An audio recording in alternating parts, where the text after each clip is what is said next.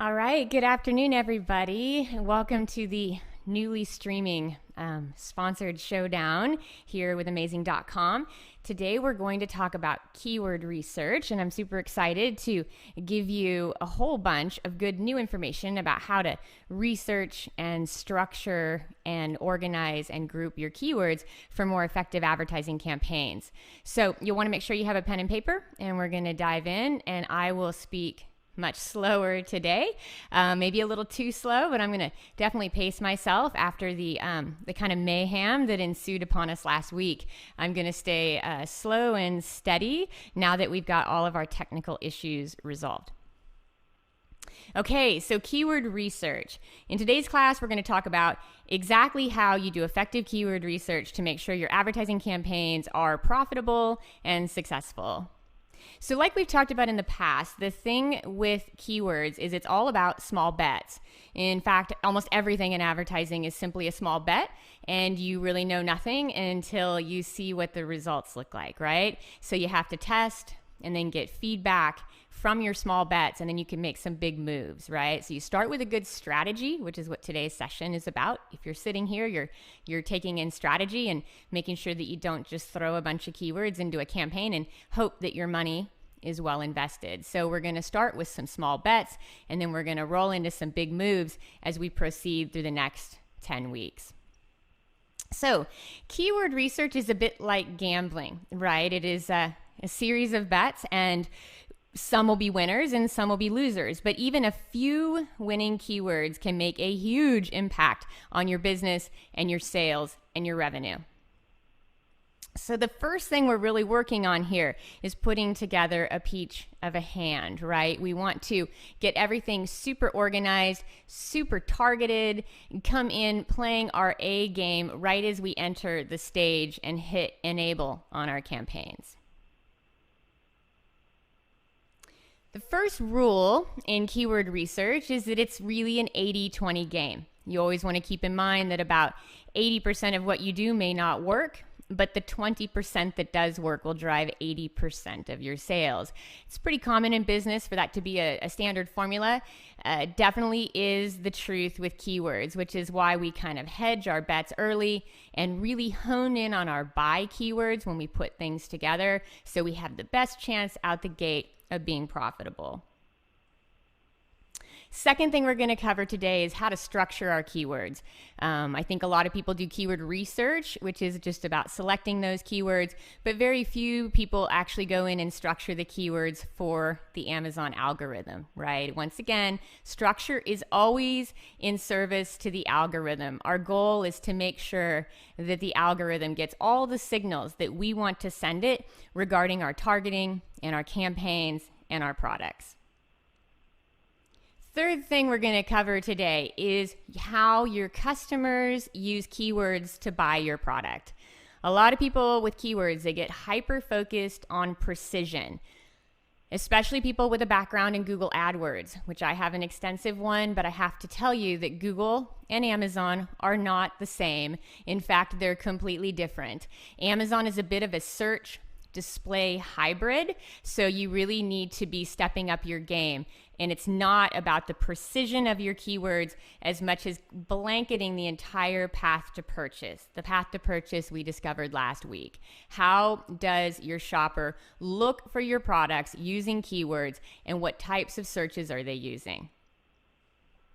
So let's start with step one. We're going to go in and we're going to research our keywords. Now, this is the foundation of every good advertising campaign. In this series, I'm going to be using Helium 10 exclusively. We have reached out over to Manny.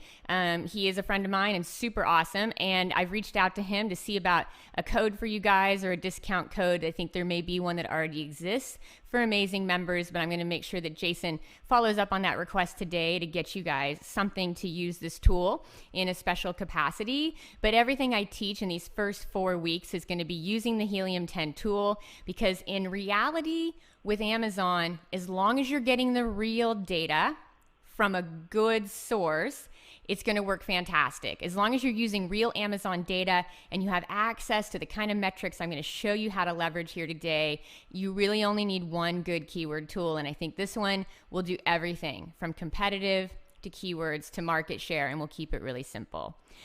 So today we're going to start our search on the word jeans. Jeans is a great example. I'll be able to show you a ton of different things that we can do with jeans. And in the Levi's spirit, I'm going to show you a pretty big market and how it would be kind of segmented out. It's going to answer a lot of your questions regarding campaign structure, ad group structure, match types, everything. This is a great keyword group to show you the whole picture and really take you through it front to back. So when I go into Helium 10, the first thing that I look at over here is I put this main seed keyword, right? Like the absolute, like basic keyword that defines my product. I'm selling blue jeans. I put the word jeans in. And then the first signal I get from the keyword tool is over in the yellow box on the right-hand side of the screen. And the thing that we are looking here in this yellow box are the related words. Now, the key thing you want to take away from this is related words are modifiers, right? So this is something, if you think about a keyword modifier, it takes a seed keyword like jeans, and then it's modified to show your shopper's intent. So if you take the word jeans and you put the word men, again, I'm reading keywords directly out of the yellow box on the right. If you put the word jeans in and someone searches men with their jeans, well, that's a big modifier, right? That means that you've got a man searching or a woman searching for a man, but at the end of the day, they're going to buy a men's pair of jeans. They put the term Levi's in, that means they are probably preconditioned or predetermined to go and buy Levi's as a brand. Levi's can also be a bit like a neutral word, but at the same time, when it comes to search, now not product pages, but when it comes to search, it's probably, Levi's is probably not going to be a good bet for you. At this point, someone is searching for that brand. Your next modifier is women, right? So women is going to be women searching for their jeans. And as you see, it continues to kind of hone down into these key modifiers. So skinny, obviously, somebody looking for skinny is looking for a very certain type of fit. And then people start to look for straight, stretch, distressed. So you can see the different ways that they use modifiers, which show you exactly what they're looking for and allow you to match your product image and your product title and your product advertising and your copy to those queries. So a few other things to take away here is the word denim, which would be a synonym, which is very strong. It still represents jeans. It's a good word. Now the word pants is far too broad for paid advertising. When you're going into paid advertising, jeans is a big enough category on its own, so you would not want to be bidding on the word pants. And when we get to match types and structure, I'll explain a few more details how you can make sure that doesn't show up in your advertising campaigns. So once we come in here and we look at jeans, and I'm selling a pair of women's jeans, right? I don't have men's jeans. I don't have pants, which is far too broad. My jeans aren't for juniors. I'm really selling just a true pair of women's jeans. And my best seller is a skinny jean. So if I'm looking at these keywords for my product, again, I'm in Helium 10, the first thing I do is kind of go through that modifier list that we just reviewed. And I say, okay, let's exclude some phrases that are not relevant to my product. I just want to see the stuff that's really going to be focused on what I sell.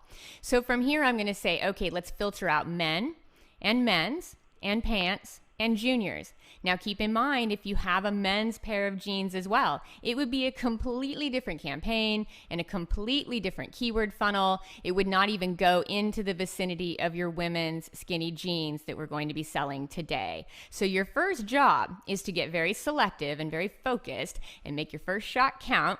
And you want to filter out the stuff that just is not relevant based on the modifiers that you're seeing in the tool and also seeing in the list. Now, again, another modifier that would come out of here would be Levi's.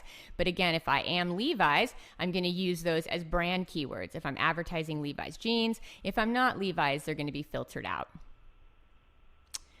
Your next step is to go ahead and filter in just the results that you want. Again, this is all about targeting, right? There's a tremendous amount of search volume here. You can look at the red arrow on broad phrase search volume, and it really indicates that there are a lot of searches, about 500,000 per month on jeans for women.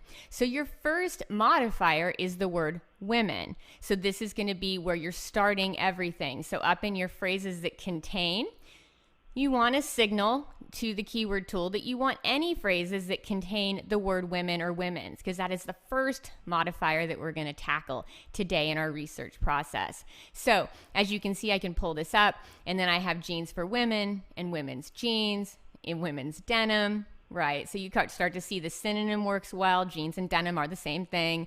But I'm not looking at anything broad like pants, and I'm going to stay pretty focused on my women terms here. I am selling a skinny jean, so I'm going to keep that keyword, right? So this is how you would pull together your keyword list. You would start by filtering the stuff that's not relevant, and then adding the keywords that you really want to target, the modifiers that really define your product and allow you to get into a targeted set of keywords. So here's a good example of what this looks like. So you have the short tail, right? If I'm searching just for jeans, that's about 3 million searches a month. It's a big keyword. I mean, the first thing you want to be really weary of as you build your first keyword list, or if it's your 10th keyword list, or you're refining a keyword list, is that you really want to avoid the keywords like this one that get 3 million searches a month in the early phases of advertising, because it's going to eat up all your budget. It's far too broad. It's great for visibility, but when you're just starting out a solid campaign, you're looking to build sales history, and you're looking to get your own feet into this new campaign structure and make sure it's working and converting for you before you invest a ton of money. So the higher the search volume, the more expensive that keyword's going to be, and the faster it's going to blow through your budget. So I really like to start in the mid-tail. Mid-tail keywords for me are magic. I've made quite a bit of money from my clients in the mid-tail for about 15 years, and I love it. So the mid-tail is when you're looking here, jeans for women, women's jeans, women's denim. These would be the 3 keywords that I would want to explore first to see how they converted for me. Now, we'll talk a little bit more on structuring these and how to group these as we move through these sessions. But my very first step is to say, okay, where's my mid-tail? Where are the 3 keywords or 5 keywords or 10 keywords that I can really sink my teeth into and start to get some sales? So for me, it's these 3 keywords. Now, the thing I really want to differentiate, again, for those of you guys that have some keyword experience, but it's coming out of Google, or for those of you that don't have keyword experience and you're just testing Amazon for the first time in terms of advertising. Amazon's long tail, because most people in Google are going to define the long tail as keyword phrases that have 4 to 5 keywords, right? It's a longer keyword phrase. But remember that that Google is a search engine, right? It's a text-based engine. So people use longer query strings. They search very differently than they do in a shopping engine. First of all, they're going to buy a lot faster and a lot more frequently in a shopping engine. I have learned that from running my own Amazon campaigns for my clients. It was mind-blowing to me how many people bought at what speed. So this is not Google. And your long tail does not get as granular, right? You're not going for 4 and 5 word phrases. You're going to find those in your search term report, but you can define the long tail on Amazon just based on the fact that there's not as much search volume. That's a nice kind of indicator that you would call this long tail. So the reason I point this out, and I think this is very important if you're testing new keywords and you're really trying to maximize your budget and get those sales and figure out what's going to work for you. The long tail, if you look at this here, there's a lot of overlapping words like woman jeans, women jeans, jeans, women's jeans, women jean, right? If you're just testing this for the first time and you're making a small bet, right? It's not time for a big move yet. You don't really need to overlap these identical seeds into your campaigns to run it successfully. You would be just as successful to start in the mid-tail. Be sure that you're using some broad and phrase match, which we're going to cover in detail here in a minute. You want to be using those keywords to mine the actual search queries that will be a little longer and some shorter that will convert to sales for you for your product. So the long tail here is really irrelevant. Sure, these keywords are good and you seem kind of tricky because, oh, what if I say woman, and what if I use a couple plurals, and what if I reverse the word order? All those things are very effective as you move down the funnel. And I guarantee you in your search term report, some of these are going to show up on their own and with sales data attached, right? But when you're first testing, you don't need to test every variation of women's jeans. What's a much more interesting test is women's denim against jeans. Now there you've got something that you can put your teeth into, right? Does denim really convert for me? Is it better than jeans? Is it more segmented? So when you're looking at your words, the midtail there is going to deliver so much volume. Also on Amazon, again, the midtail delivers so much volume. Jeans for women is delivering 500,000 searches. That's a whole product campaign on its own. That's a lot of traffic, right? So one thing that's different about Amazon and keywords is you get a lot of traffic. Second thing about Amazon is the long tail is fairly short, and that when you're first testing, don't try to go too deep into one keyword variation. Start out kind of wide and let yourself test different variations, things that have high volume, and definitely things that are synonyms like denim and jeans. But keep in mind here, the word like pants is not a synonym for jeans. Pants could mean that you're wearing khakis. Pants could mean that you're wearing sweatpants. Pants is not a synonym for jeans. It's far too broad when you're starting out this campaign. But denim is indeed a synonym for jeans, and you do want to test it in the midtail. Okay, so we're going to look for our most relevant keywords relevant to our product. Again, I'm selling women's jeans in this example, so I just want the women queries. And we want to look for the ones with the highest search volume so we can start to explore what the market's actually using in their keywords to buy our product. Next, we're going to select high volume keyword modifiers that describe your product. So your modifiers, like we just discussed, would be women and skinny. There's quite a few that we'll go deeper into here. But modifiers that would not describe your women's skinny jeans would be men and men's and pants, right? Those are all modifiers that juniors, they just don't describe what you're doing. So don't even get them into the mix when you're starting to test this out. You want to use keyword filters to remove modifiers that aren't specific to your listing. It doesn't matter what you have in your catalog, and it doesn't matter if you sell every type of women's jeans on the planet or every type of women's pants on the planet. In this particular campaign, you're focused on skinny jeans, and you want to be sure that you're filtering everything out that isn't related to skinny jeans, because your keywords need to match your product listing as closely as possible to increase your conversions, your click-throughs, and keep people from bouncing off your page. When testing keywords for performance, don't bid on repetitive phrases. Now, if you have a ton of data, 30, 60, 90 days down the road that shows you that women's jeans is your breadwinner, that you're making 80% of your sales off of that darn keyword, oh yeah, you can go back and dig around for some long tail women's jeans keywords.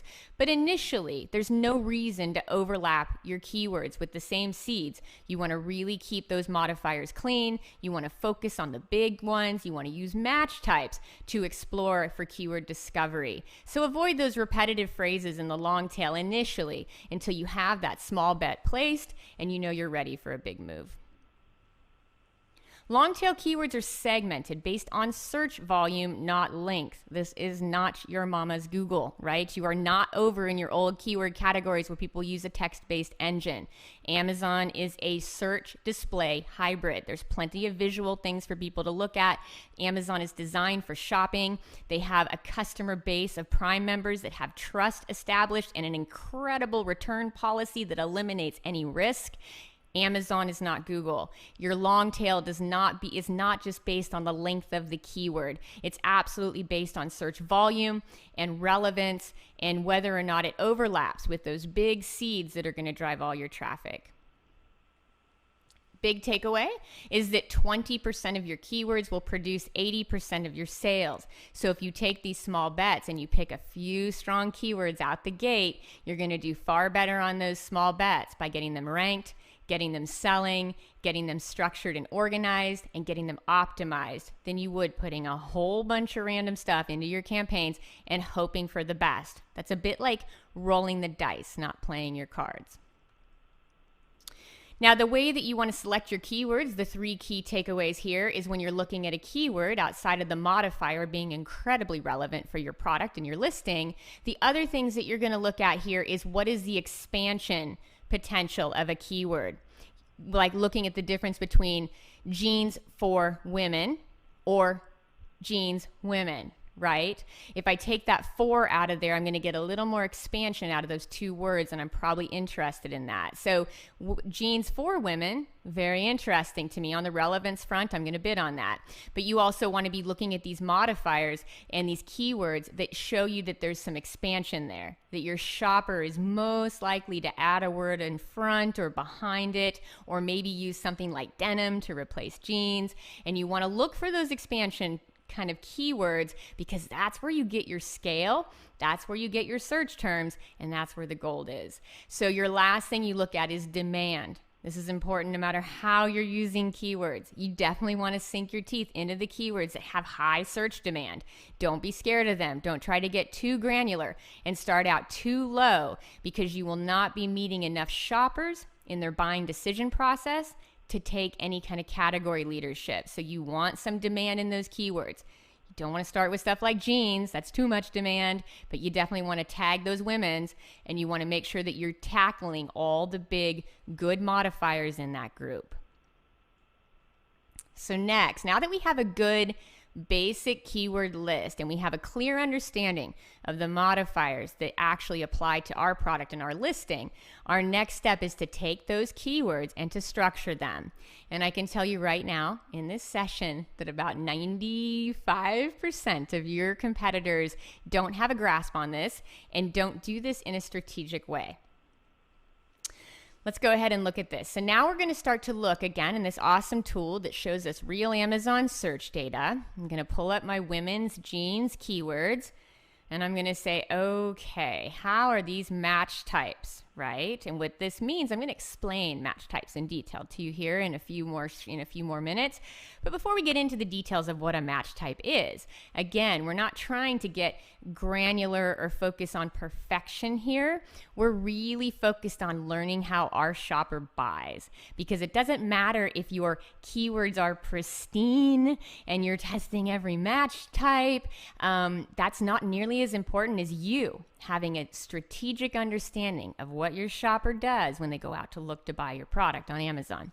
So we're looking here for a few key indicators. So the broad match type is going to demonstrate keywords that, so jeans for women, it just means that people that have searched jeans for women searched a lot of other terms related to that, right? They put jeans for women skinny, or they put different sizes on top of that search. So you're basically finding out that the majority of the searches for jeans for women on Amazon are broad match, which means there's other keywords they're combining in their actual search. Remember that search queries are not keywords. When you bid on jeans for women, doesn't mean your shopper is going to go straight to Amazon and only type in jeans for women. You don't know what she's going to put in. She may have all sorts of qualifiers, like she wants some super skinny jeans, and she wants some scoop super skinny ripped up jeans. You don't really know what she wants, so you need to be sure that you use these broad and then phrase match to kind of show you how she shops for your product and what type of actual keywords she types into the Amazon search bar. So you bid on jeans for women because you know the majority of those shopping queries are happening on that keyword. But you got to have broad and phrase to discover what they really are. Your next thing is you can see that this keyword jeans for women has about 81,000 in exact match. Awesome. Bid on it. Exact match. Take it to the bank. It's a great keyword, jeans for women. It's very specific. So on this one, you're going to be thinking, wow, this one's going to work really well as exact and broad. I might test it as phrase, but I probably wouldn't, because that word for is right there smack dab in the middle. And I'd probably be fine with just saying, let's test that broad and exact. But I would test it minimum broad and exact. Then I'm going to see this close for women. Match type wise, that's going to be a negative. And I'm going to use a single negative there. I'm going to put negative close. And all that says to the search engine is I just don't want any queries that just include the word close, because that shopper to me is far too broad. Now you might say, but wait a minute, am I missing shopping? Am I missing people? What about the people looking for clothes? Jeans or clothes?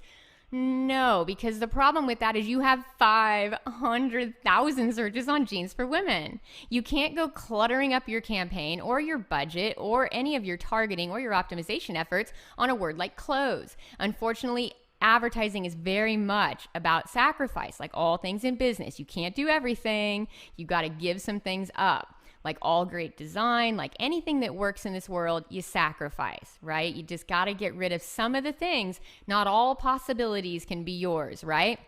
We're not trying to kind of load this up like a big bag of stuff. So we're really saying here that close is probably not targeted enough. So that's going to be a negative phrase match close. Now, this is another key point. I'm on 3. I'm on high waist. Now, if I look at high waist, don't be scared to create your own keyword here. And this works incredibly well because you don't need the keyword tool to just tell you everything, right? If the keyword tool says people are looking for high waist, I would never run the keyword high waist on a pair of jeans because it doesn't include my seed. It doesn't include the word jeans. It doesn't include the word denim, which I'm very excited to split test.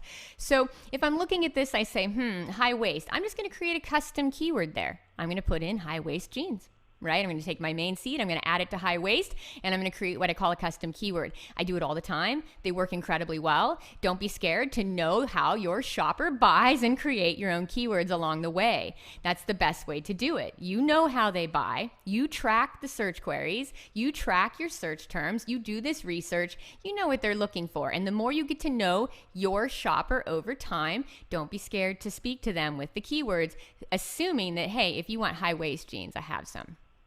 Next is going to be skinny jeans. It's another one, but this one's even a little more interesting, line 4. So skinny jeans are my best-selling product of all the variations of jeans, and you can see it's no wonder why. Of all the different types of jeans searched for on Amazon, skinny jeans sees the highest broad volume.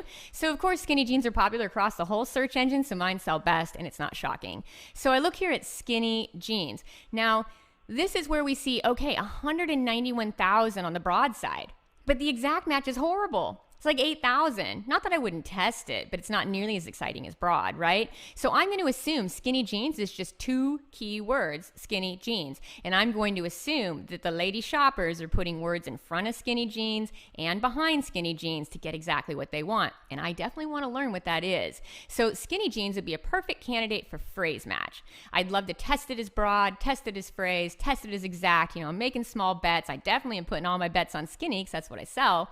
But I'm going to say phrase match is very interesting for that one. It's certainly not being searched exactly on its own. Very few people are just putting in skinny jeans. About 8,000 out of the 200,000 people that do it. So it's pretty much 20x are looking for something a little different there, and I need to figure out what that is.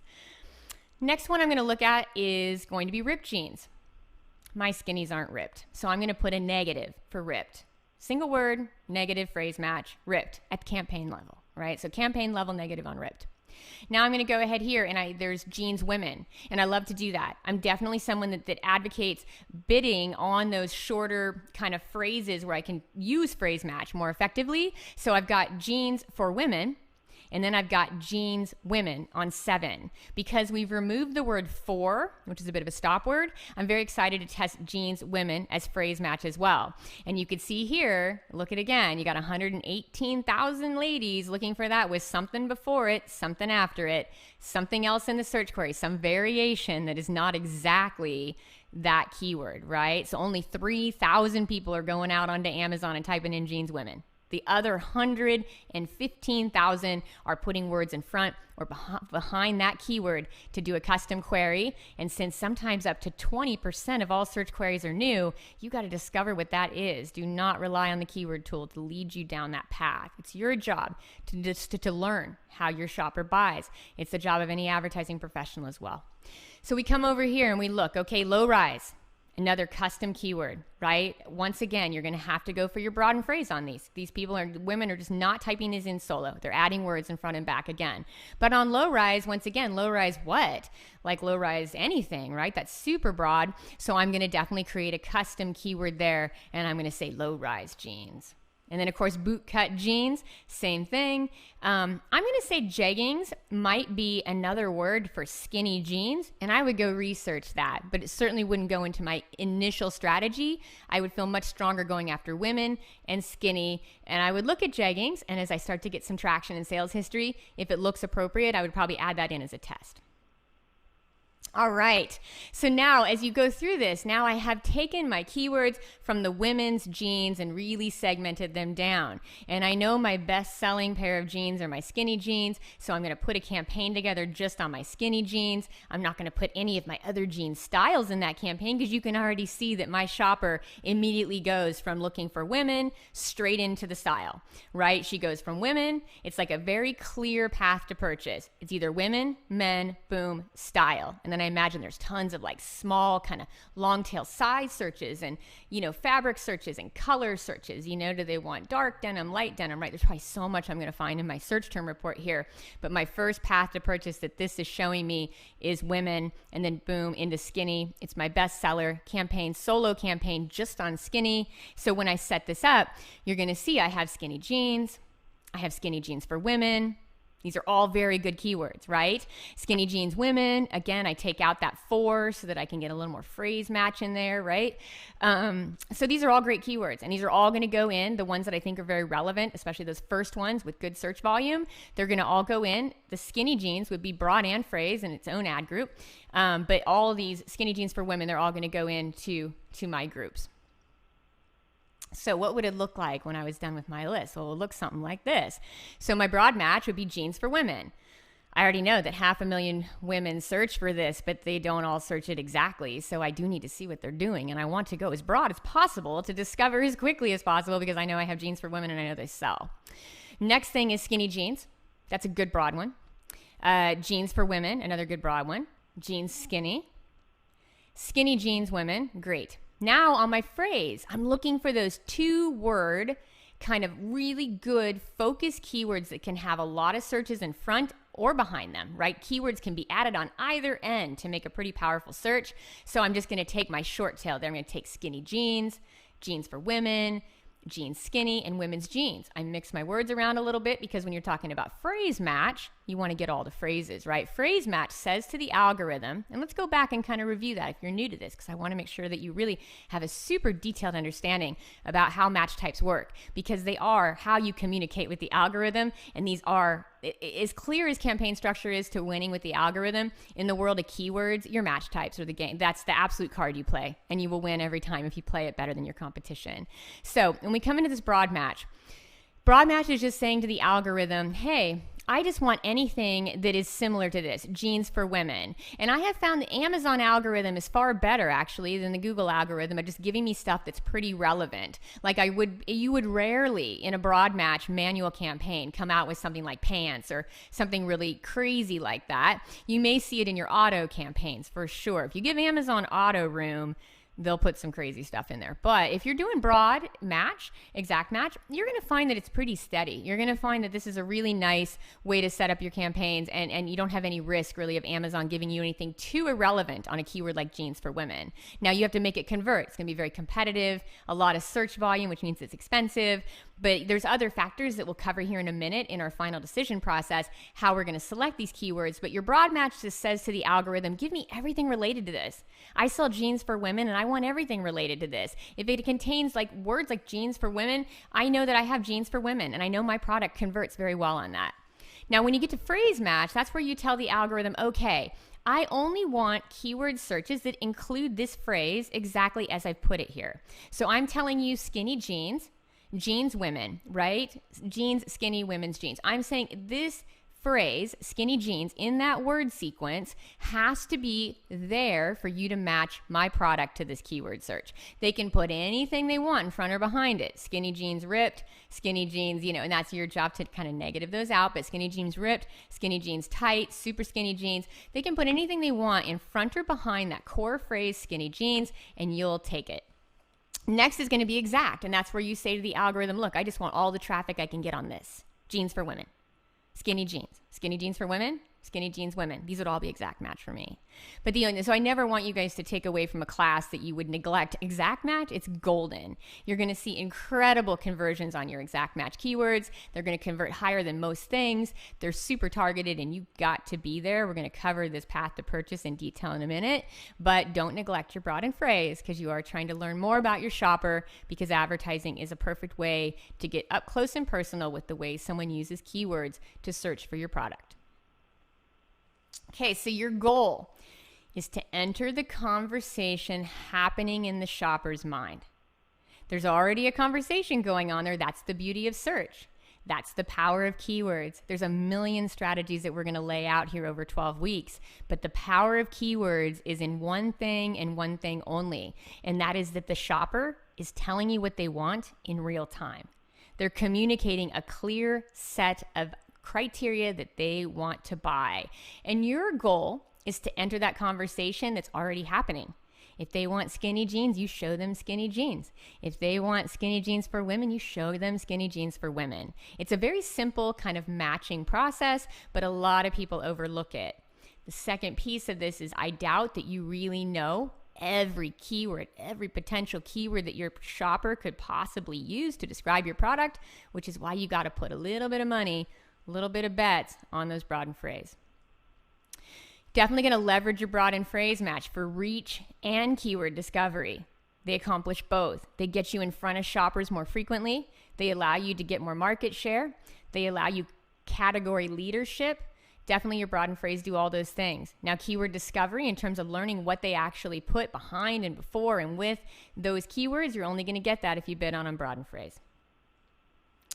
Exact match keywords will have a higher sales conversion rate. Get them into your campaigns. Use them wisely. They will convert incredibly well for you. They will be a mainstay in your account. When it gets to that 80-20 rule, they're going to drive a lot of those 80% of sales. Search terms are the key to scaling advertising for increased sales, not keywords. Keywords are just where you start testing. Keywords are where you make your small bets. It's all in your search term report. It's all in the search terms that you add to your campaigns. That is where all the money is made. Single word phrase match is the best way to structure negative keywords. Once again, this is not Google. You're not trying to get out there. There's a lot of tricks with match types, and there's a lot of tricks with negative keywords. But I have found that I'm not trying to create the perfect keyword list. I'm not trying to control all elements. I have high conversions in Amazon. There's a ton of trust there. People are buying like crazy, and I want those sales. So if you overly filter your keyword list, you, one, make the algorithm work so much harder to show your ads, which is like, don't work hard to show mine. I just want mine up in number one as fast as humanly possible. Two, if you overfilter your keywords, you really risk, unless you're like algorithm expert, like if you are bilingual, like if you speak both like your main language and algorithm. So you're like, yeah, I speak search. You know, I do kind of speak search for me personally, but I speak search. It's one of my languages. So if you can say that, then you can be very trusting of advanced negative keywords because you understand exactly how to communicate with an algorithm. You have, you're just really good at it. But if you don't speak search, probably don't want to put a lot of like really like crazy, like exact match, long tail keywords into your campaigns. It's pretty cool just to say, hey, don't show me on anything related to pants. Hey, I don't have ripped jeans. Let's just negative the word ripped.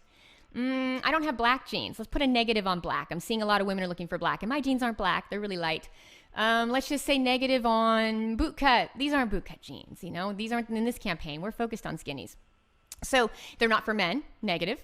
So it's just a single word negative. And at that point, you send the algorithm a nice signal that's like, yeah, okay, so I'm not going to show your ads on these single keyword phrases if they're in any part of the keyword search. And you're going to get a really nice result with that, but you're not going to take away so much of your traffic that you're taking bets on like putting negatives at all in your campaign that include the word jeans. That would be strange.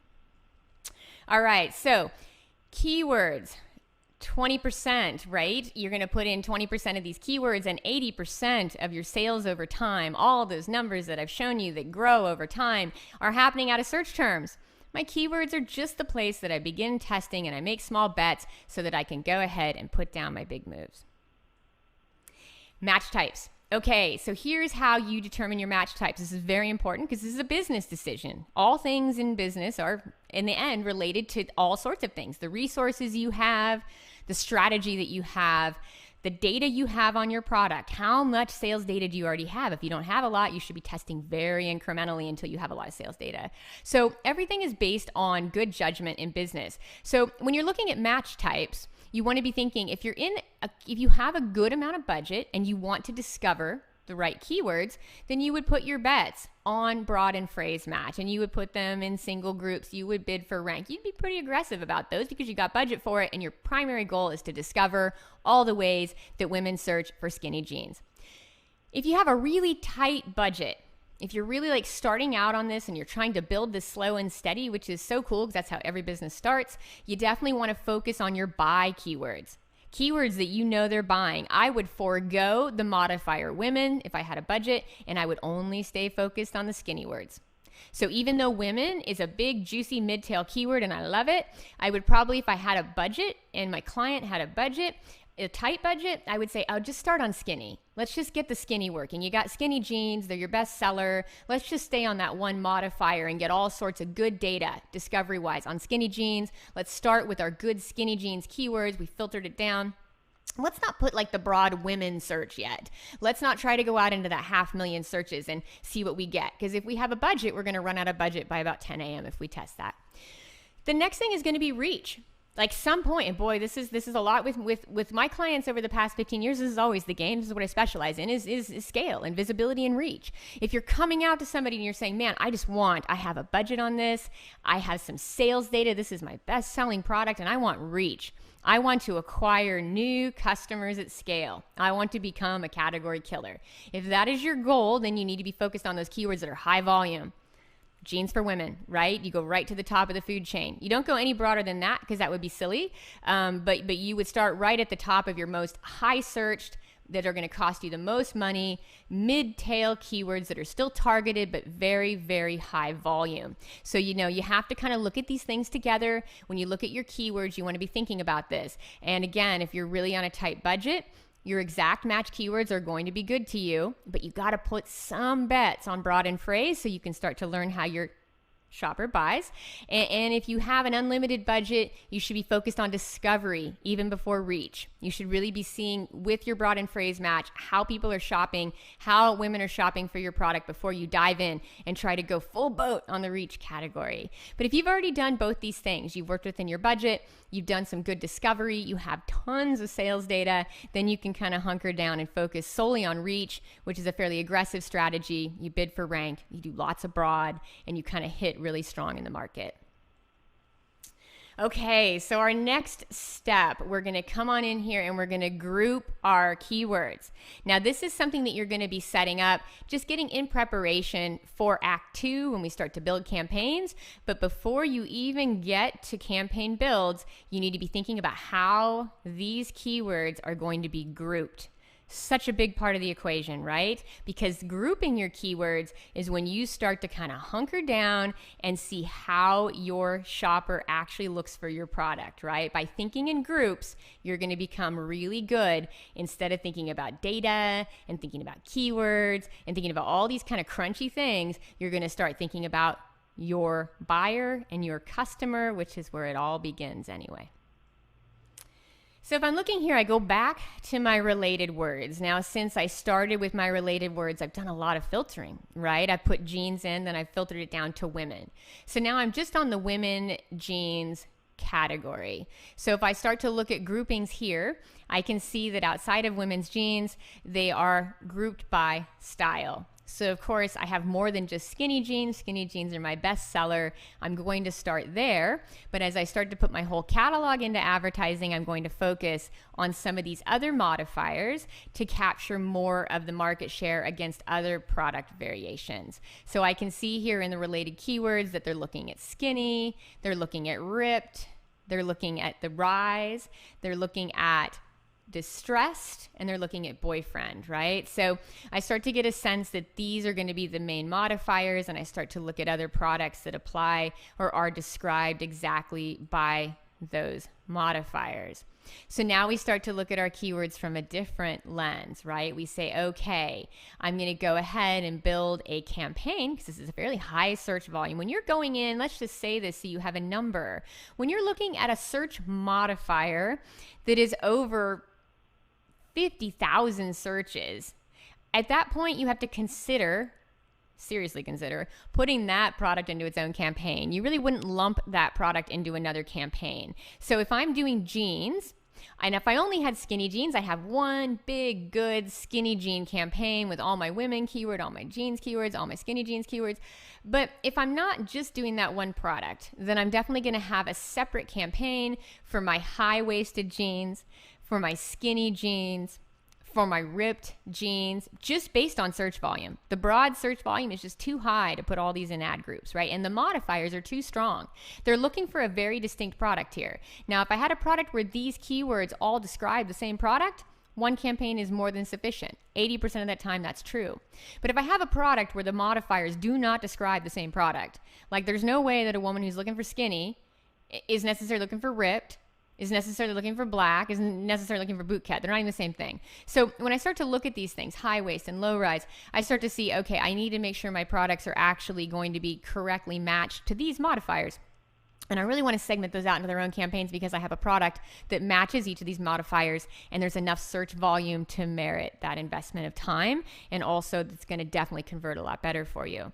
So on this one, I'm going to be thinking about, again, the high waist campaign, skinny jeans campaign, my ripped jeans campaign, my black jeans campaign, and my boot cut jeans.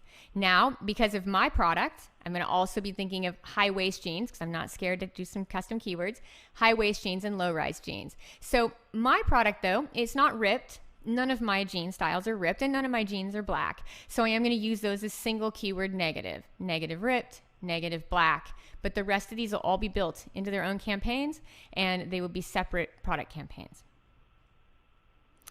So here's what that would look like. So now you want to be thinking, and not just about when you start to group, let's kind of focus on this, right? Because as you start to think about how the shopper is going to come through, the key with modifiers is you're starting to segment out your products in the shop phase. So let's go through how your customer buys on Amazon, or any search engine for that matter, but on Amazon, a whole specific amount of searching goes into this kind of funnel. So when you start out with your keywords, your shopper is going to start out browsing. Everybody does, you know what I mean? Everyone is going to start out browsing. They're going to start out saying, okay, I want, but you can tell by the keywords, some of them start on jeans, but then from there they immediately segment into women. And we would never start on something like jeans. So we're in the mid-tail with women. So our browse keywords are really just jeans for women, jeans women, women's jeans, women's denim. So we're kind of thinking at that point, the woman is browsing and she hasn't started really defining what she wants. She's probably looking at multiple styles of jeans. Who knows what her mood? I mean, if she's truly shopping, which Amazon is a shopping engine, not a search engine. If she's truly shopping, she's probably poking around looking at tons of stuff, right? So when she's looking at different jean styles, she may come in right out the gate and say, oh, I need some skinny jeans. I'm going out Friday night. I got Prime. I need some skinny jeans. She may start in the shop funnel. When shop is really defined by the modifiers, it says, okay, the person is now comparing items and they have a preference. They know what type of features or benefits that they're looking for in your product. They know exactly what features and benefits they want at this point, and they're comparison shopping, and they're getting very close to making a buying decision. Now, in browse, they're still looking around. That doesn't mean you don't see that woman in that conversation. It doesn't mean that you neglect her until she puts the word skinny in, unless you're on a budget. But if you have the budget, you don't really want to neglect her when she starts her search for women's jeans. You want to catch her at the top of the funnel too on her first search. So she comes in and says, okay, jeans for women, women's jeans. She looks around, she sees some different styles, and then at that point, she comes in and starts to define her features and benefits. She is shopping. She is comparing. And she says, oh, okay, so I want to see some skinny jeans. And she may come back that day looking, like I just mentioned, for skinny jeans only. She may not have come that day just browsing or shopping. She may actually have like a date Friday night and need some skinny jeans ASAP. But it also could be that she's just cruising around looking at things, right? So you got to think about both browse and shop, and they're different searches, maybe done at different times, but she's definitely going to use both, right? She's not going to use one or the other. And if you're trying to join the conversation in her mind, you want to be in both places. Your third thing is she's going to buy. At this point, she wants skinny jeans for women.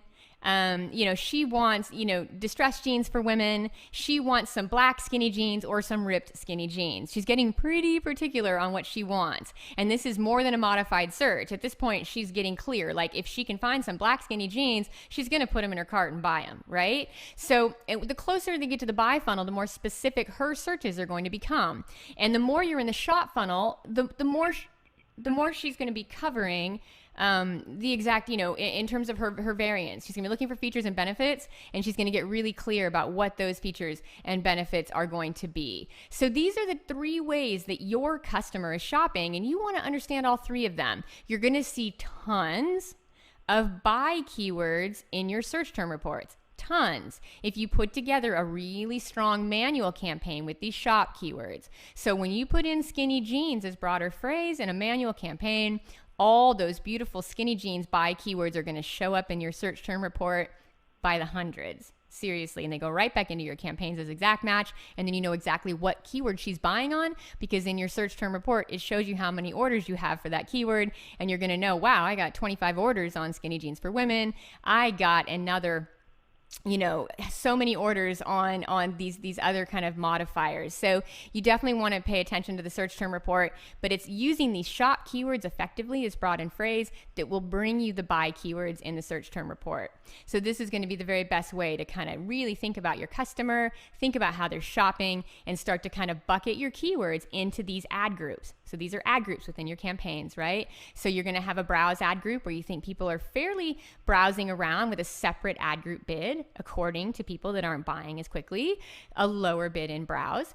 And then you're going to have people in shop. You know that they're looking for a modifier. None of these would ever be in the same group. I would have one modifier like skinny jeans and shop, and I would be going ahead and separating that out with a different bid, a much higher bid than jeans for women. Obviously skinny jeans, and that's my best seller. I have more data there. And then I'm going to get into buy, and I'm going to really put a high bid on those. They're coming out of my search term report. I have 2+ sales on them if they've even gotten to the campaign, and I know I want all my money on those because they convert at my target A cost. They're not competitive, and enough of those will be game changing. So you want to learn how customers use keywords to shop for your products on Amazon. Amazon shoppers will make a purchase decision in the next 18 months. It's almost guaranteed.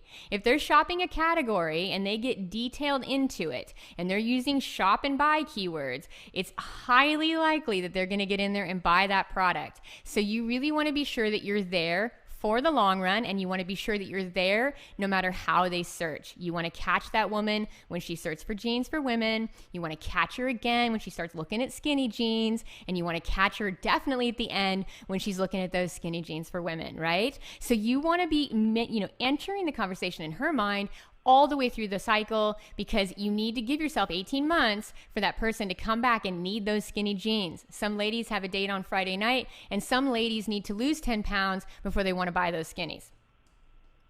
Okay, so the highest converting keywords are focused on features and benefits, right? Those are the gold. Those shop keywords, as soon as they start modifying with a very specific feature or benefit, they are very, very good keywords, very good customers, very good potential customers, and you want to scoop them up. So features and benefits are your best words on Amazon. As soon as those features and benefits roll in, especially if they're with high volume, they're great.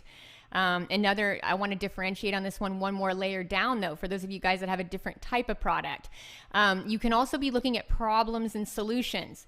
That works very much the same way. If you're in like health, or you're in beauty, if you're in supplements, if you're in some of those categories that are very problem solution based, right? I have a problem, I need a solution, right? Those are the kind of keywords that have a little bit of a different, they're also equally powerful. So features and benefits, but problems and solutions. So if you're looking at anybody who has something, so say they have, for example, they might have like an inflammation situation going on. That would be, if they put in the word inflammation, that is a problem and they're looking for a solution. If they put in the word skinny jeans, that means they're looking for a skinny fit, and that is features with benefits. So you really want to know that your problem solution and features and benefits are your best converting keywords outside of brand. Group your category keywords into 3 segments. When I say category, I mean all the keywords that are going to really sum up your product in terms of how people search for it based on the keywords in your title and your listing. 3 segments. You have browse, shop, and buy, and those 3 segments represent the path to purchase in your customer's mind. Separate your brand and competitor keywords into their own ad groups. We reviewed in the last session how to do great competitor research and then how to pull out of Helium 10 some great competitor keyword lists. Those are going to be targeted for the product pages, but your brand keywords are going to hit search. You're going to be all about your brand keywords. We saw how much Levi's are searched. If I were advertising Levi's jeans, I'd be pulling all sorts of keywords out of there related to my brand. But what really happens the majority of the time is I'm creating a custom keyword list for my brand. I'm saying skinny jeans, my brand name. I'm saying jeans for women or jeans women, my brand name, right? So at that point, you use broad, phrase, and exact. You put every match type you can. You put every keyword variation you can think of, partnered with your brand name against those keywords, and you're going to get some killer groups. You definitely need your own brand ad group and you need your own competitor ad group because both of those are really going to power your entire category. Biggest takeaway here is if you think in terms of searches when you put your keyword list together and don't think of sessions, then you are going to miss 80% of the search sales. So what I mean by that is people don't do a single keyword search. People shop, especially on Amazon. So they're either going to put in a keyword and then go browse around some product pages. And if they don't make a purchase decision, they're going to come back another time and put in another keyword. And if they don't see what they want on the product pages, they may go back to the search results and put another keyword in right then. It's a session. It's entertainment, right? This is a leisure activity, shopping in America. It's consumerism, right? So people are not in there just, again, like Google, looking at informational queries. I mean, they're on Amazon looking to shop. It might be Saturday morning. It might be Monday night. Sometimes they're just ready to buy and get that stuff shipped Prime. And that's why the Amazon is so powerful for that reason. Prime is so powerful when it comes to search marketing and advertising because it puts people in that amazing like instant gratification spot. Like, holy cow, if I need skinny jeans by Friday, I can put an order in on Tuesday. So it makes some of those keywords just convert like crazy immediately. Prime pushes keyword conversions. It's just a beautiful, beautiful thing. But on the other side of that, doesn't mean that your shopper will see exactly what she wants. She may not have the budget that day. She may not even have the time that day to finish her shopping. So she's going to come back multiple times possibly, and most certainly multiple times during one session. So if you just think of that first search, like I'm going to just bid on skinny jeans, I'm going to bid on skinny jeans, that's all I'm going to do for the rest of my life. You're missing her when she goes into the long tail, and you're missing her when you're missing her when she comes in on the short tail. So you're going to miss her in two key places there. So that's going to be really important that you don't let that happen.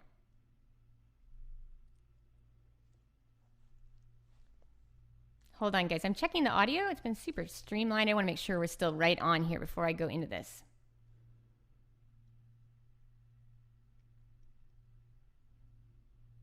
Okay. I'm waiting for a signal over here at Amazing. All right, guys. So to summarize that, what you're really going to be searching for in your groups is you're going to be looking for your category, your competitors, and your brand, and you're going to want to separate those into your own ad groups. And then you're going to want to take your category ad groups one step further, and you want to be looking at your shoppers, how they shop, how they buy, and how they browse, right? So category is in 3 categories, right? So you definitely don't just take category as like, okay, I got skinny jeans. It's a great place to start on a budget, but you want to scale that out, right? You want to grow that and keep making more profit for yourself. So category is browse, shop, buy. Think of all those. And then your competitors, got to be on their product pages because people are going to be searching in the path to purchase. They're going to be across all your competitors' pages. And then your brand. Don't overlook your brand. When you power advertising, you will get enormous brand sales, and you want all of your products showing up at the top of the search results for any brand keyword. This is Wild Bill Hickok. He was the best gambler in the West, right? So 2 things that we're going to take out of his playbook. One is he was a notorious gambler. But the most important thing about Wild Bill Hickok is that he always made his first shot count. So when it comes to keyword research, make sure you're doing the thing, right? Make sure that you're out there really looking at what keywords you're going to use, how you're going to structure those keywords for the most effective communication with the algorithm, and how you're going to make sure you're using a good stretch of keywords that will catch your shopper at every part of her conversion cycle, every part of the path to purchase, because you want to be wherever she is at in her mind searching for your product. You want to make sure that you show up. And from there, you will end up with a peach of a hand, and you will be certain to dominate your category and really go ahead and make sponsored products everything it's designed to be. Next week, we're going to talk about market share. We're going to talk a little bit about how you can go ahead. Now you've understood competitive research. You've got your keywords researched. And now we're going to pull that data together a little bit to look at your category. We're going to look at like the overall market, how many sales can be won, how to calculate market share, and most importantly, how to look at like what other pages your shoppers are visiting when they're in the path to purchase for your product.